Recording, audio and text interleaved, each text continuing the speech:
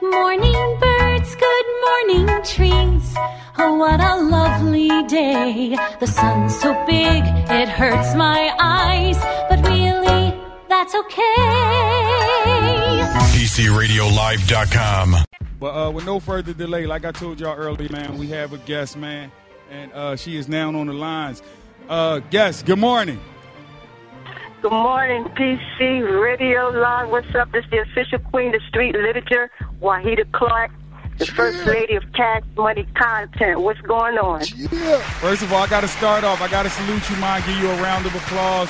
We definitely appreciate you, being part of the Crush&Roll Morning Show family, PC Radio family, supporting us. We definitely support you.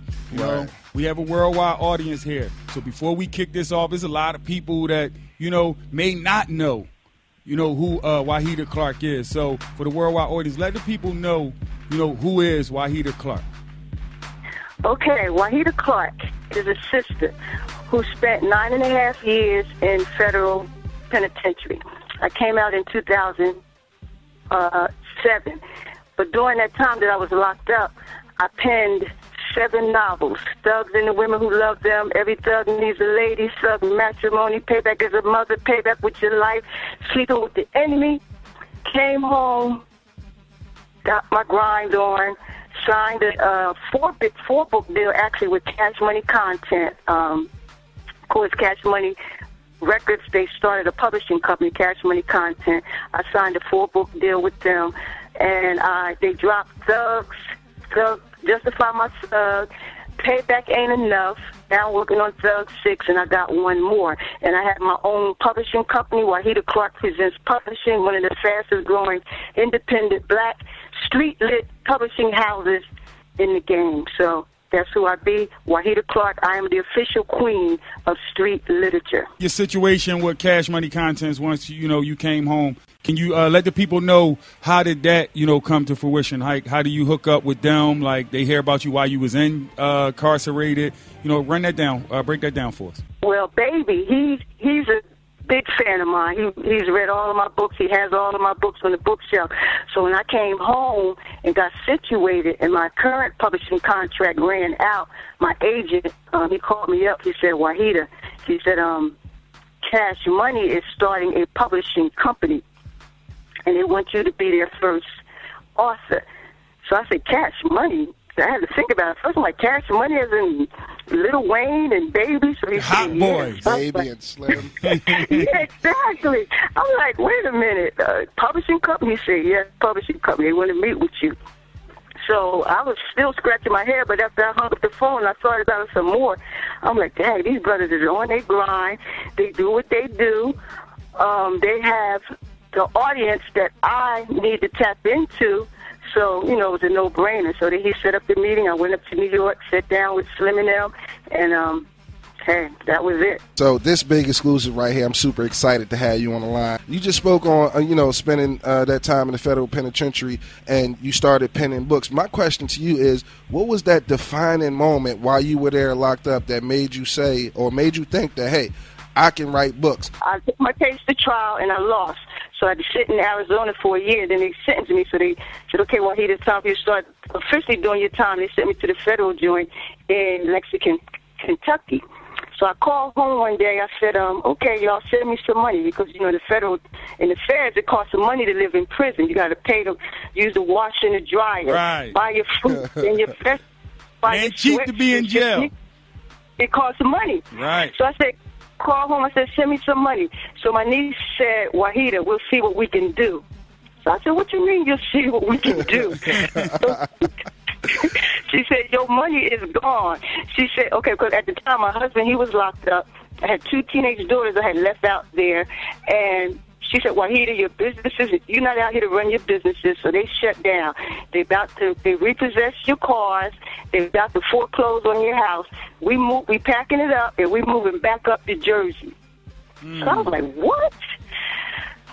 So I hung up the phone. I went back to my cell. I was like, God, okay, what am I going to do now?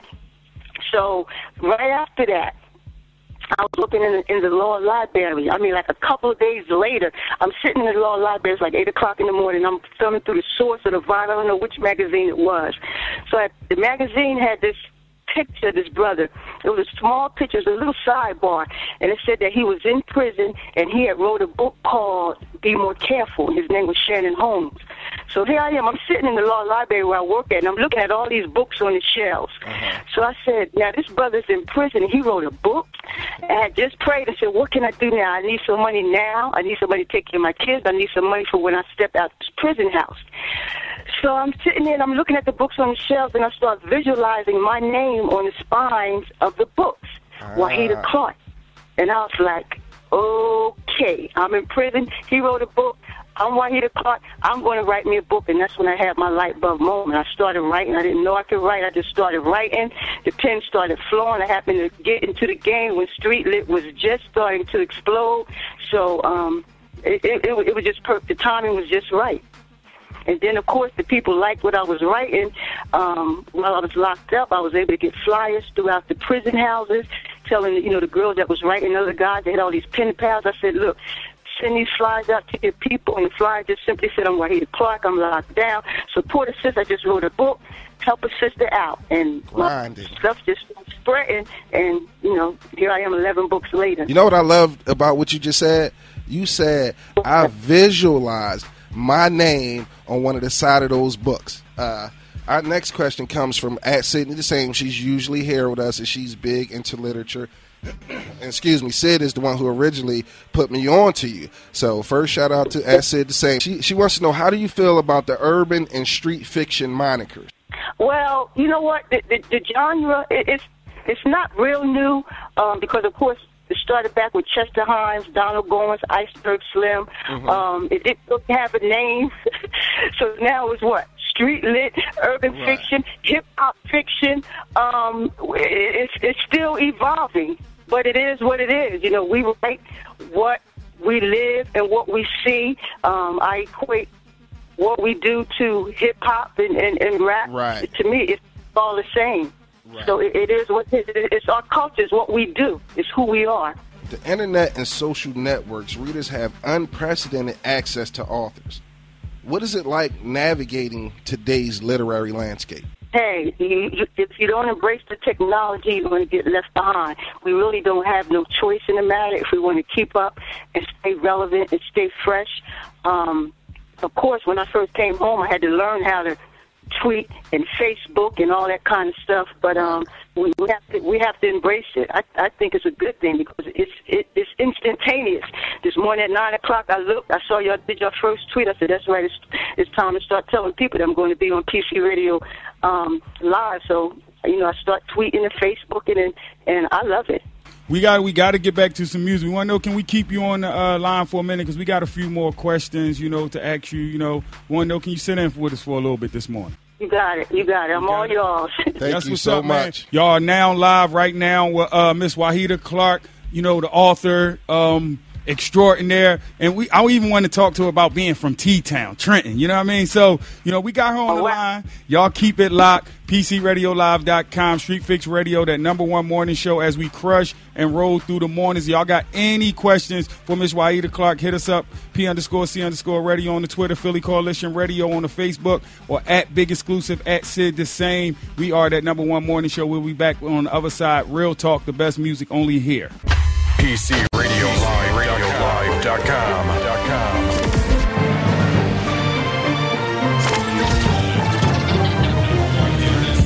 #1 internet station. Yes, we back. The mighty Crush and Roll Morning Show, PCRadioLive.com, Street Fix Radio. As we left off on the other side, man, we had the legendary author and queen, Wahida Clark, on the line, and she's still in the building. Say good morning to the people who's just chiming in. What's going on, Crush and Roll Morning Show, and everybody? This is the official queen of street literature. What's happening? Yep, she's still on the line. And like when I left off the last time, I was talking about T-Town, Trenton, that is, Trenton, New Jersey, for our worldwide audience. We got people tuned in from all over the world. So, literally.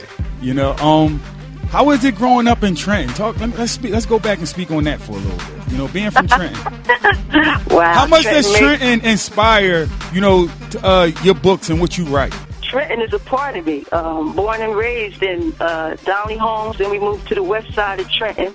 Hoffman Avenue, Stuyvesant Avenue, Junior 3, Trenton High. Trenton is a part of me, so I couldn't help but put it in. Thugs and the women who love them. Every thug needs a lady.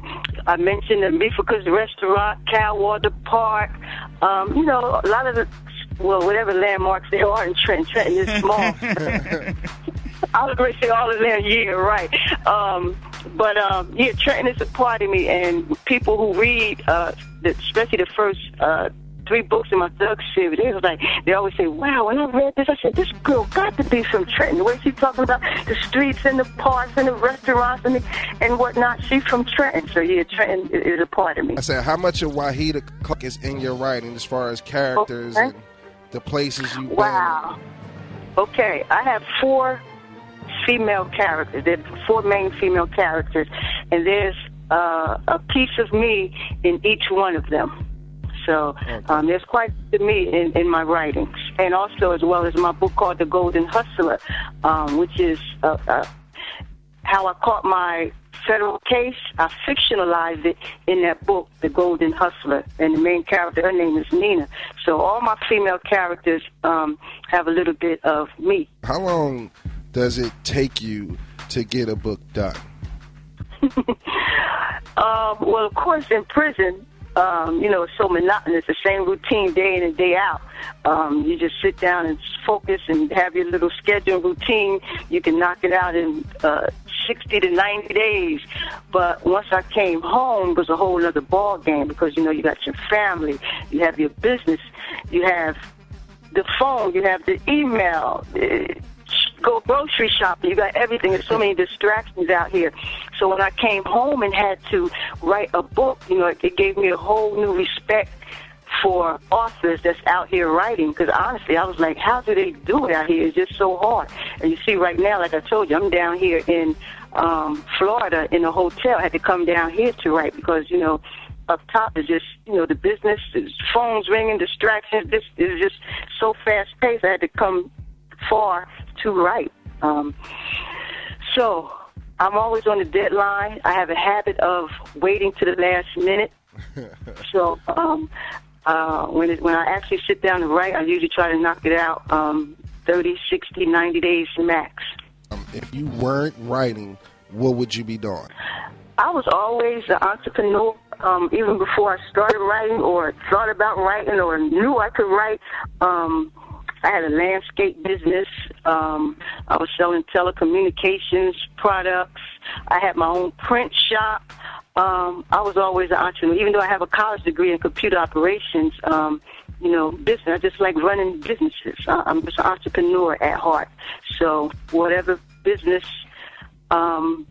trends is going at the time, if I wasn't writing, that's where I would be. So that's to see why I started my own publishing company. I just couldn't help it. A lot of writers say, wow, you're an author and a publisher. You really can't do both, but, I'm an entrepreneur. I do both. What kind of advice can you give to any up-and-coming writers out there who's, looking to write books or start their publishing company?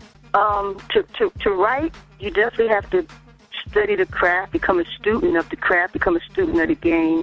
To get into publishing, again, the same thing. You have to become a student of the game. The trends are constantly evolving, especially with the e-book technology. To be a publisher takes a lot of capital. And those of us that's been doing it, the few independent publishing houses that are still relevant, we make it look easy. So a lot of the authors say, like, okay, good, I can be a publisher, I can do this. Then they jump in with both feet and be like, damn. Like Kirk Austin. Kirk Austin, he had said that to me because, I was going to sign him to a deal, but, he had to work on his book a little bit more. So he said, okay, well, I'll do it myself. I said, well, cool. So next thing you know, I get a call. He said, well, this is harder than I thought. I said, yeah, we make it look easy. So you have to become a student of the game, and to be a publisher, it takes a lot of cash. Right. Yeah, that's one of our slogans around here, too. We make it look easy. A lot of people speak and they see internet radio and they think, guys are just talking and we not blog talk. We ran just like terrestrial radio, so on and so forth, and we just our own bosses around here and we building our own thing, such as you did with going out doing it. And, it's not, as easy as it looks. How does your family feel about, the books that you've written? My family, they're very proud of me, but I have the same problem. They said, okay, she wrote a book, she's an author, she's rich. But, they don't understand that, we grind and we're building an empire. And when we get to that rich point, they'll be the first to know. Right. But in the meantime, we still on our grind. But my family are very proud. My dad just had a birthday party, and I snuck down in Trenton and surprised him. And I walked in, I was surprised to see he had multiple copies of my book just laying on his coffee table. It wasn't just because he didn't know I was coming, and it wasn't because he was having a party, but my little brother said this is every day. They always sit there. I'm like, Dad, going. And then we had a family reunion, which I wasn't able to go because we was in St. Louis. So when I came back, we went to Catwater Park in Trenton. We had it was a festival, and so a couple of my cousins came up. They said, "Wow, your Aunt Marva, she's an older lady. She reads my book. She's like Aunt Marva's like 70-something years old, and she got up there with my new book, Payback Ain't Enough, and was telling them who didn't know who I was about their cousin, Wahida Clark. And she sat there and was reading the pages out the book, cuss words, everything, children in there, and nobody had the nerve to tell her, okay, stop. And she took up a whole bunch of time, but, she's just that proud of her niece. So my family members, they're proud and they're very supportive. My husband, my daughters, my family, they work at my publishing company, part of my street team. So, this is a family-run empire. Today we put out there, Ask Wahida. So this is the part of the show where, our family and fans of Wahida Clark and all her work get a chance to ask you a question. So with that being said, are you ready to answer some of the fans? Let's do it. That's what I'm here for. Okay. Fans rule. Fans rock. Right. The first one here is at Wifey Gets Rings. Shout out to at Wifey Gets Rings. She said, Wahida, did Kyron really die? Okay, now that fan who's asking that, did Kyron, his name is Kyron, did he really die? She must have not read Payback Ain't Enough, because in Payback Ain't Enough, I put a chapter, the first chapter of Thugs Part 6, in the back of Payback Ain't Enough. And your question will be answered in the back of Payback Ain't Enough. So Payback Ain't Enough. Cop up. Is answered right in there. Good. Let's move on to the next one. All right, so we want to shout out. Y'all got to support. At Tiffany LeRae. She said, what's Charlie up to? Okay, Charlie, the little Chinese lawyer who's the daughter of a mafia boss man. Charlie is laying low for now. Of course, she'll be back in Thugs Part 6. Her and Tasha's going to go head to head, but you'll see that in Thugs Part 6. But she will be back. Okay, solid. And we're going to do one more here. At Lady Slims. She said, did Tasha Macklin baby really commit suicide because it wasn't the child of the boss?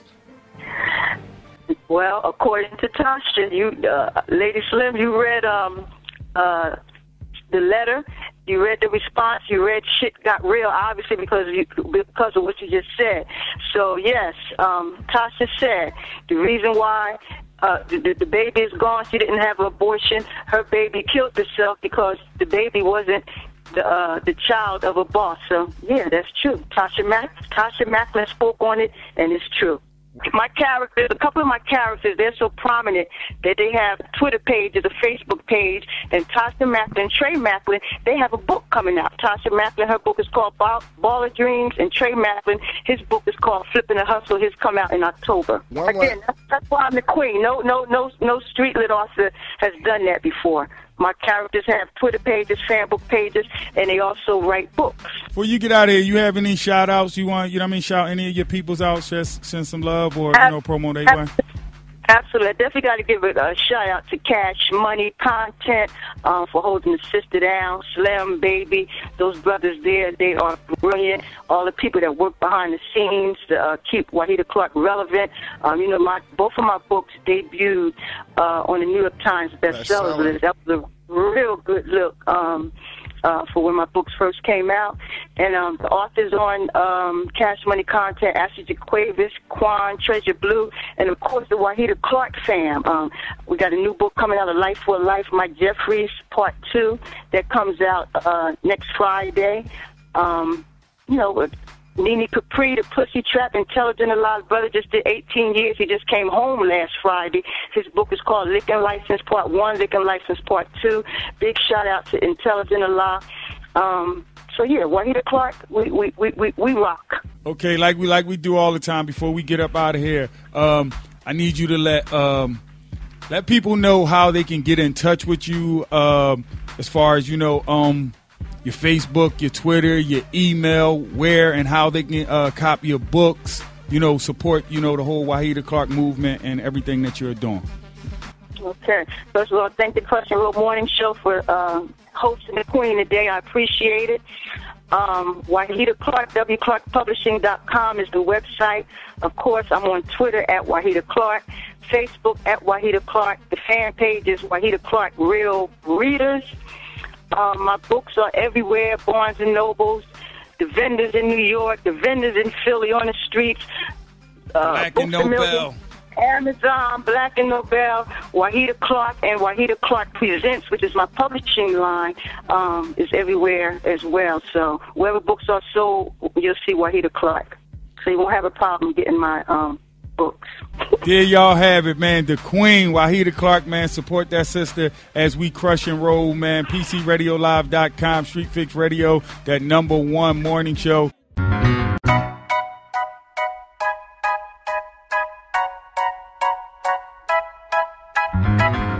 Good morning, birds. Good morning, trees. Oh, what a lovely day. The sun's so big, it hurts my eyes.